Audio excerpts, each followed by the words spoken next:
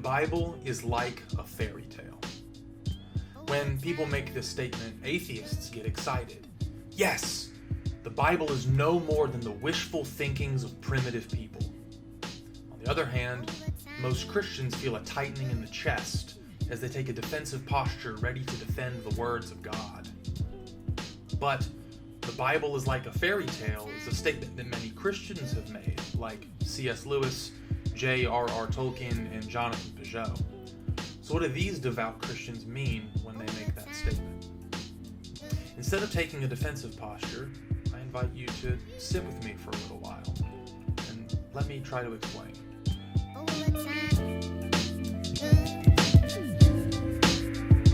So in this series, we've been thinking about better ways of engaging with the book of Genesis. And previously I'd looked at ways in which C.S. Lewis grapples with story and myth and Christian thinking.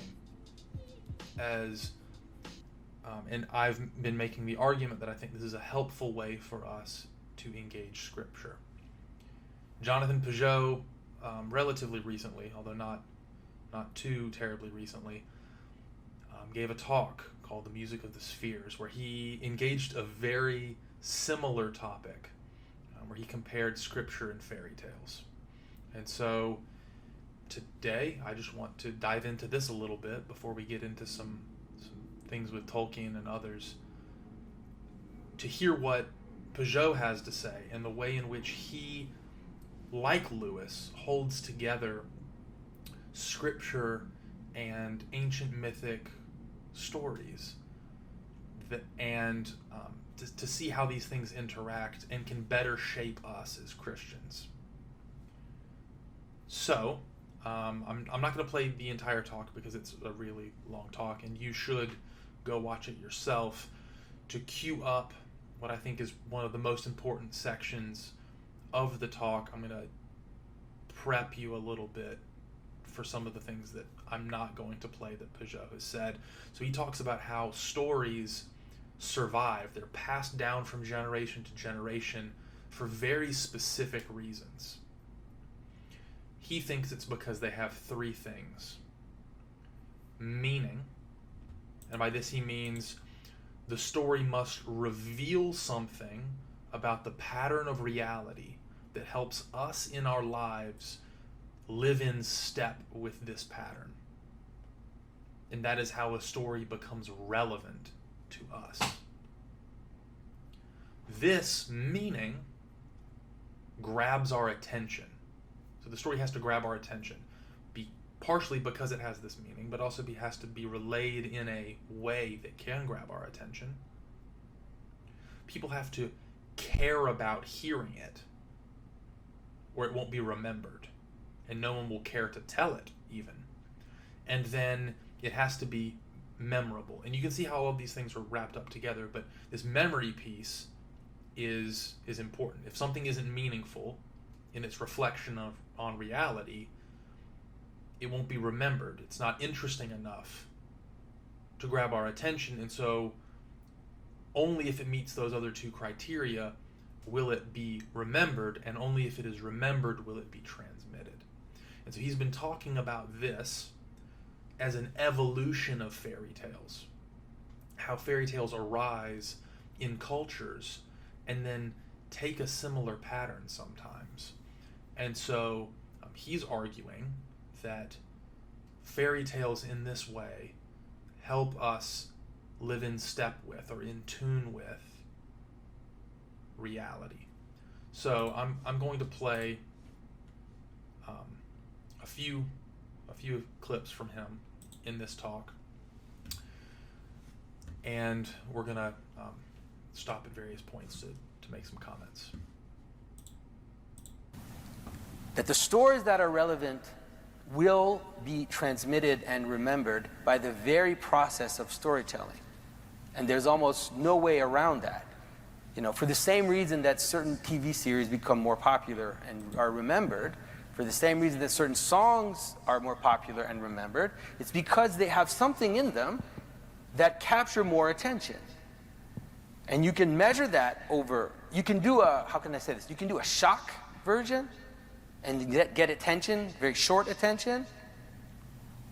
And then some people will do that, even in the music sphere.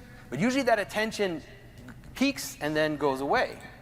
What happens over time is that the regular pattern of attention gets remembered. And so the stories will kind of move up and down, will change, but nonetheless will keep transmitting that capacity for attention, for memory, and for transmission. And so it's a very powerful vision, because what it means is that you can trust the fairy tales. So that right there, that is, I think, the big idea. Fairy tales don't happen arbitrarily. We don't get transmitted stories just because. We get them because they're the kinds of stories that we as human beings find interesting, but find relevant and find helpful, because we're the kinds of beings that we are. Fairy tales, Cinderella, or Snow White, or some of these other stories, Puss in Boots, Jack and the Beanstalk, they are remembered and transmitted not because someone arbitrarily decided so, but because these are the kinds of stories that we as human beings need to hear and wrestle with, and they help us in reality. And because they have survived, we can trust them. That's a really important statement to make. You can trust the fairy tales. Because the fairy tales have been in the pressure cooker of history, of communities, wrestling with subconsciously, as Pageau talks about, because none of this stuff that he's arguing for happens consciously. It's not like people sit down at a table and they say, okay, this story means this thing and is helpful in this way. It subconsciously allows us to enter into the vision of the world that it holds, and then we subconsciously live that vision out. And as it helps us do that, the story itself gets transmitted. It really is stories in evolution. So, you can trust the fairy tales. You can live your life in a way that the fairy tales help dictate and mediate to you. That's one of Pageau's big points here. Let's keep listening. You can trust those stories that have been transmitted over thousands of years, hundreds of years. You can trust them even if you don't understand them. Because that's such a good point too. See, even if you don't understand, so I started talking about this a little bit, it's not that that this is consciously happening. It's that the story, and why do you think Harry Potter, he talks about other popular stories, why do you think Harry Potter or Lord of the Rings, which I'm going to talk about extensively later, or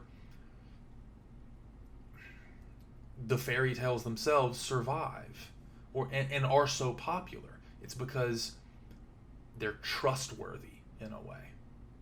We can put our trust in them. But it doesn't mean that we understand everything that's happening. It doesn't enter our minds and we cognitively assent to and adopt a certain position that the story holds. We intuit, because of our interest, that a story is valuable, even when we don't understand everything that's buried within it. That is a key part of this idea of the semi-sacredness of mythic or fairy tale-like stories. They must necessarily manifest the pattern of human cognition. They must necessarily manifest the pattern of human attention, of human memory, and that music of the spheres. And so we have, therefore, in these stories, we have very powerful tools. And, we change them to our peril. We're actually dealing with the Chesterton's fence situation here, is that when we come up to the stories and we try to modify them too much, we're actually especially if you're dealing with children, you're actually in danger of twisting their attention. Luckily, in the long term, the twisted versions will go away. They just won't be remembered. The political ones, the ideological ones, all these twisting of fairy tales that we've seen in the past decades, nobody will remember them in the long term.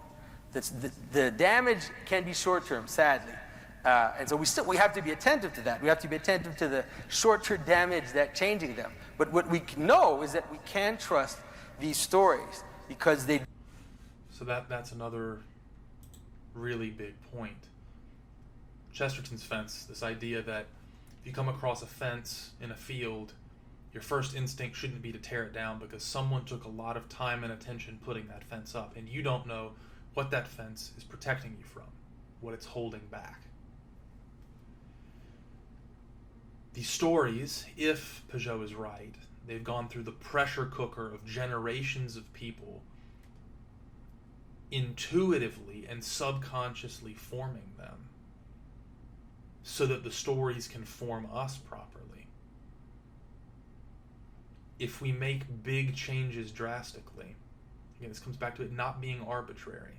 If we make big changes drastically and suddenly, we don't know what those stories were holding back.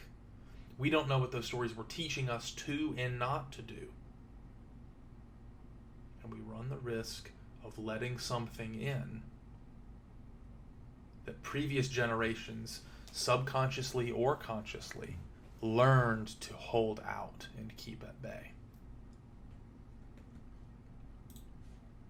So we should not be so quick to judge. Do contain this powerful structure in them. And in that way, I would say that they are undistinguishable from myth, And in a similar way, I would say maybe not as much. They are very close to Scripture. They're not exactly Scripture, because Scripture is elevated, The fairy tales are not elevated. They're just remembered, transmitted, and therefore they definitely contain the basic structure of reality in them. For some reason, we have certain texts, we have certain stories that we elevate on purpose and we put above us, and we all look to them as shining beacons. So those stand above, but they're very close. Fairy tales are the closest thing to Scripture that you can find besides Scripture. So again, he's about to make a statement about that, but I want to interject here. Fairy tales are the closest thing to Scripture that we have besides Scripture. So he's brought up several categories that I've been talking about. Fairy tale, Scripture, myth. Lewis, as we've seen previously, argues that myth became fact in the person of Jesus. And I think he's 100% right. And yes, we as Christians need to hold firm on the fact part of myth became fact. But as Lewis warns us, we cannot lose the myth part either. And so when I say, or Pageau says, Scripture is like a fairy tale, it is important to distinguish the two, to recognize that Scripture holds an elevated place, a privileged place.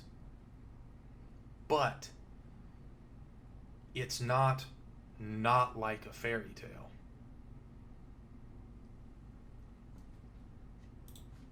And Pageau's use of the term fairy tale, like Lewis's use of the term myth, does not imply falsehood. It actually implies that the story itself has captured a deeper truth about reality that goes beyond the physical world, the material causation that modernism is so obsessed with. That thing that is much more important than physical causation, but meaning that holds our attention, that we remember, that offers transmission, all of that is because it gives us a way of living in the world. And that is far more practical than just what is the world made of.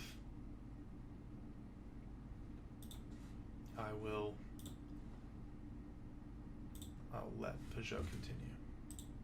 Because they have that same, the same code or the same underlying structure of reality and this capacity to perceive meaning and to transmit it. And so one of the great things about the fairy tales right now is that, especially for you, all of you that are teaching, those of you that are teaching children, is that, the Iliad was not meant to be read, ultimately, and you all know that, right? The Iliad was told around the campfire. The Iliad was told to warriors who came back from battle to help them return to their land, to kind of go through the process of all the horrible things they have done by participating, by remembering, by engaging with the great heroes of the past that had to make the same types of sacrifices, made the same types of errors. And so it was really a participative act. The Iliad was a ritual text. And we have very few of those left. We're so used to entertainment culture, and we're so used to passive reception that we've forgotten that these stories, they're meant to participate. And just like the great conversation that I mentioned at the outset, how the great conversation participates in the music of the spheres, well, that's what telling a fairy tale to a child does. Especially if you do it while you're being attentive. So, this idea of participation in a story. This, I think, and I'll likely have to come back to this at another point, but what Pageau is talking about in distinguishing participation from entertainment, I think is key. Because, what is it that massive Harry Potter fans do when they dress up and make themed snacks and host a big party other than participation? Or when you dress up as a Jedi to go to the Star Wars premiere, you wear your Marvel superhero t-shirt to go to the movies. You're acting in a form of participation.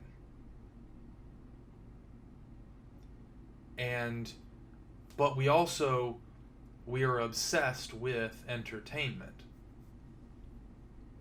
at the same time. A passive reception of things. There are key cultural moments that we do participate in, but most of the time when we show up to even a church service, we turn on the TV to watch our favorite show, it is entertainment, passive watching and absorption instead of participation. But myth, fairy tale, and scripture is supposed to be participated in, lived out, not just passively received as entertainment. And that's something that is lost in the modern world. So scripture and myth and fairy tale, they don't help us live into reality differently if we're just passively absorbing them, passively receiving them. We have to actively engage. And that doesn't mean thinking cognitively about them, but that does mean letting them sink into us on a deeper level than just, oh, that was a fun story. That was a good movie to watch, kill a couple hours. The normal attitude that we take. Being attentive to the child. Not just telling the story, but watching the child and watching how the child responds and interacting with the child as you tell the story. You're really participating in that great cosmic music. So it's an amazing opportunity that we have, because it's one of the last remainders of the ancient world that we have, the capacity to sit with children, in a classroom, in a group, around a fire, as you're tucking them into bed, and tell them a story. This is one of the last remainders of these great worlds that we love from the past. So we have to cherish it, and we have to really engage with our children in that vision and understanding that it's not just about information. When you're telling a fairy tale, it really is a tuning fork for reality, and in ways that often we even don't understand. The fairy tales have... If it was about information, then we could understand it, but it's about formation. Forming us in ways that we can't understand or comprehend, giving us a way of seeing the world, and because it reshapes our way of seeing the world, we live in the world in a certain way that helps us better in our life. A tuning fork for reality. When we hear a fairy tale, it's like hitting a tuning fork and knowing how to be on key, living into the cosmic structure. That's what I think Scripture does best. But we can't grasp that if we don't grasp that that's what stories are supposed to do, not just entertain us. Cosmic structures. Fairy tales are not morality tales. I hope if you've read the Grimm fairy tales, you probably know that. It's like, try to find the moral story from Puss in Boots. Like, really, try hard to find a moral story out of Puss in Boots. Very difficult.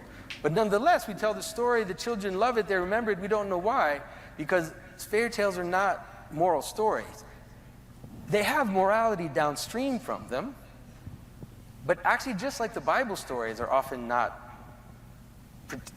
moral stories, especially the Old Testament stories. If we can actually stop thinking that Old Testament stories have to be moral stories, we probably could appreciate them more, because then we go in there and we're shocked at every story because it doesn't fit the way we think things should happen in a nice, decent, Puritan moral story. And that's another really key thing to grasp. Most people approach the Bible looking for a moral lesson at the end. But when you read, especially in the Old Testament, a lot of the stories, they don't produce this nice, clean-cut, moral, here's what you do kind of situation. But they do have morality downstream from them. First and foremost, they are about living in step with God's ordered reality. Then, a part of that is morality. But the vision is much bigger and broader. So the fairy tales don't have that at all. The fairy tales are cosmic images. And like I said, I think it is the time to enter into it in a way that is living. And so this is what I've decided to do now for the past few years. Because of what I've seen happen in the world, I decided to kind of enter into it. Because it's also dangerous, I think, especially for people that love classical education, to just see the fairy tales as text and say, like, oh, we're going to read them Grimm. Well, the truth is that Grimm didn't make up these stories. They didn't come up with these stories. We're gracious to them because they translated them, because they collated them, because they told them in a beautiful, poetic way. We have to be grateful for them for that. But all of them, the Pageaus, the Grimms, all of these people that brought the fairy tales together, none of them wrote them. So we have to be careful not to treat them as we treat a novel, for example. It's like Little Women and fairy tales, they don't inhabit exactly the same world. The fairy tales is like a grammar, right? It is like music. And that's why they rhyme with each other, too, right? The fairy tales look like each other. oh, wait a minute, why this woman falls asleep in this fairy tale, and then she falls asleep in this fairy tale, and then, and you see, like, there are these things that repeat each other. And then you think, oh, she eats an apple and she falls asleep? That looks like another story I've seen in the Bible somewhere. I don't know what's going on. But you notice that these stories are different. They have this kind of grammar of repetition, of pattern, that musical pattern. And so that's the way that I'm encouraging you to engage with them, is that, yes, of course, read the kids the Grimm version, but also enter into the grammar of the stories, right? And see how you can actually play with it to some extent. And I think that that's something that's possible to do with great reverence and love for the stories. And so I'm going to take... So that's a really important section. So fairy tales have a grammar, and Pageau talks about this in the sense that they repeat. So just like Snow White eats an apple and falls asleep, you have Sleeping Beauty, I don't remember exactly, she pricks her finger and falls asleep, but then Eve takes the forbidden fruit and she doesn't fall asleep, but she and Adam are condemned to die, and there seems to be this way that they're related. They're all participating in this same pattern. They become different expressions of the pattern, but it is the same pattern. And so it becomes like a grammar, like rhyme, like music, something that there's a reason. I think what Pageau's trying to say, but doesn't quite say this way, the way that I'll say it is, it's not arbitrary that all of these stories represent different variations on a theme. It's because there's something real there that we all have to live into, but we can live into it in a better way if we let the story become the lens through which we see the world.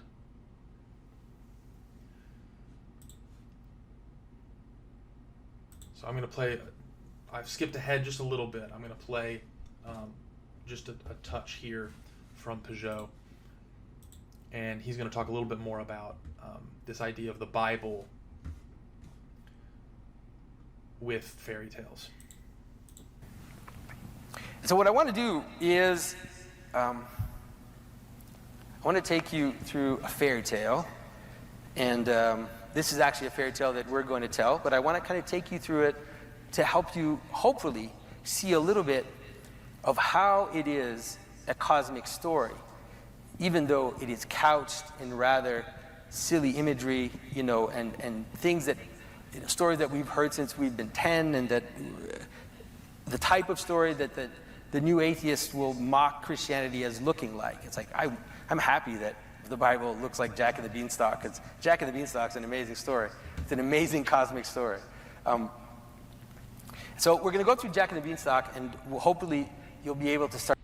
I'm happy that the Bible looks like Jack and the Beanstalk.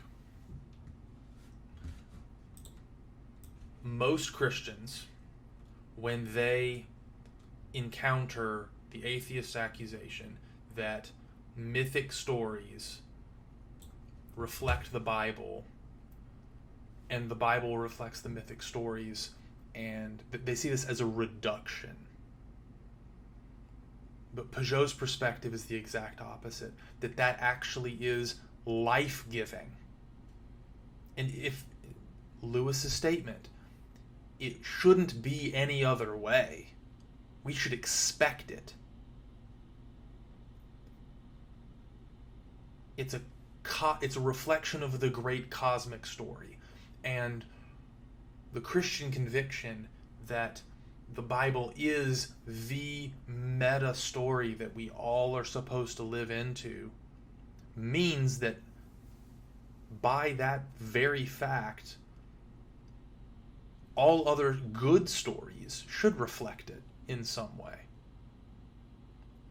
And so the atheist who mocks the Christian for believing in the Bible because it looks like all these fairy tales and myths. Just like Pageau, I'm happy that it does because I think I can trust it.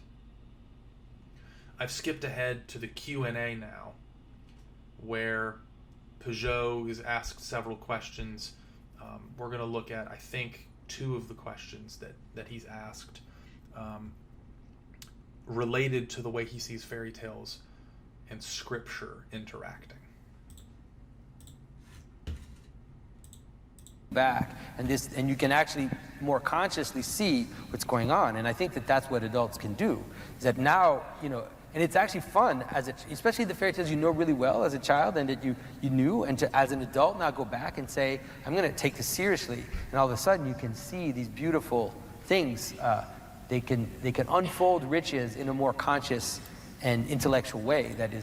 So he's talking about how returning to fairy tales as an adult lets you see them a little bit differently, and you can encounter them in a new way that is enriching because you're mature in your way of viewing things, can be in some ways more sophisticated.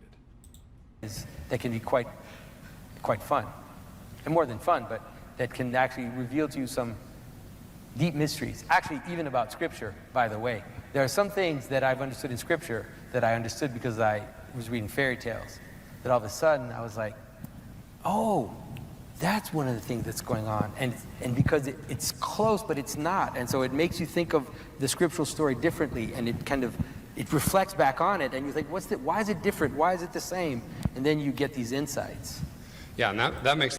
So the similarities and differences, because they're so close, Scripture and fairy tales, reading the lower literature, the fairy tale, can actually help you better read the higher literature, Scripture, and vice versa, because they're doing the same things, they're wrestling with the same patterns, but we've elevated Scripture because we do, as Christians, have a belief that this is the thing that God has prepared for us, for His people. And so, yes, there is a sense of special commitment there, but at the same time, it's not this thing that the atheists make it out to be. But it's also not what many diehard fundamentalist Christians make it to be either. Because Scripture is like a fairy tale. And it invites our participation and us living into it. I digress. So, Pageau's going to make one more comment, and then I'll kind of wrap this up. Fairy tales have affected the way that you've read Scripture. And so my question is, fairy tales are often more enjoyable to read than Scripture. So how can we learn to read Scripture like a fairy tale? Yeah. No, I think that's a great question. And I think that at least this is a lesson that I learned hard in my life with my kids, because I love Scripture. It's like I live in Scripture. And so I thought, we'll tell them fairy tale stories, we'll tell them Bible stories, and they'll just all kind of go together. But for some reason, the Bible stories are a harder sell, And I think that in some ways you could say that the fairy tales can be a way of initiating people into the language of Scripture. And so they're kind of like a narthex, or like an entrance to the church, right?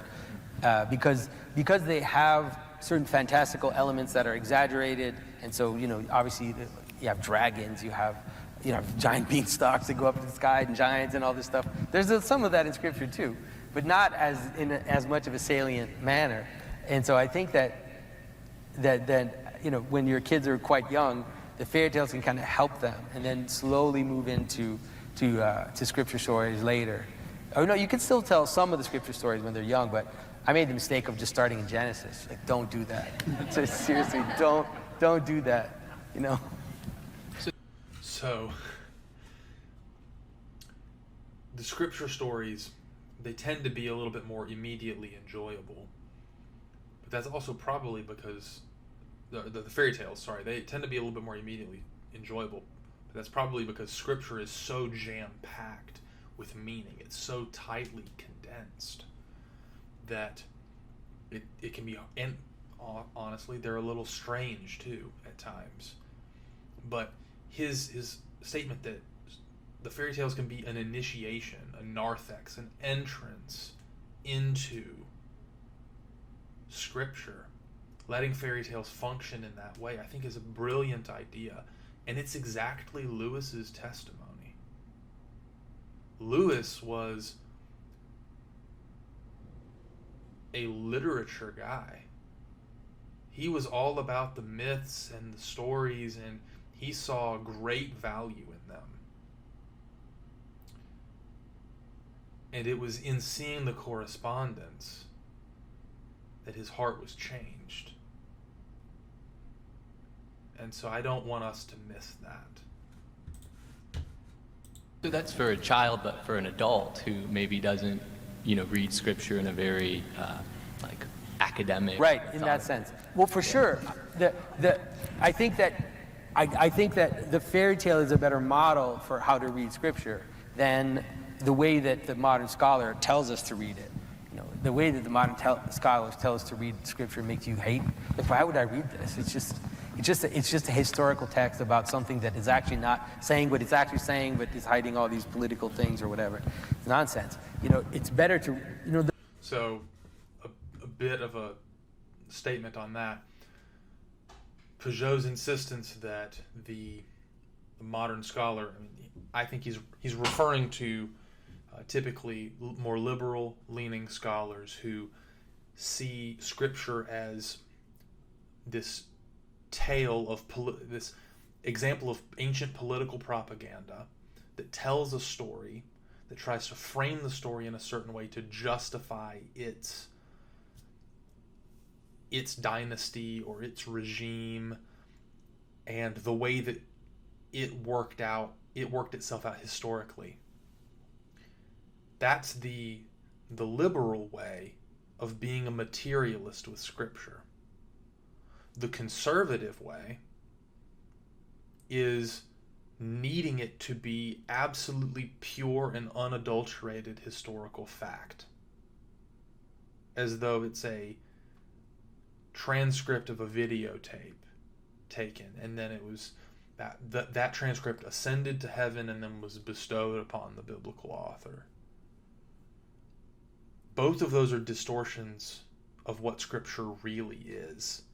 And I think those distortions that are so popular are the reason why a lot of people can't engage Scripture properly. It's because what it actually is not what we think it is. And that's a big problem.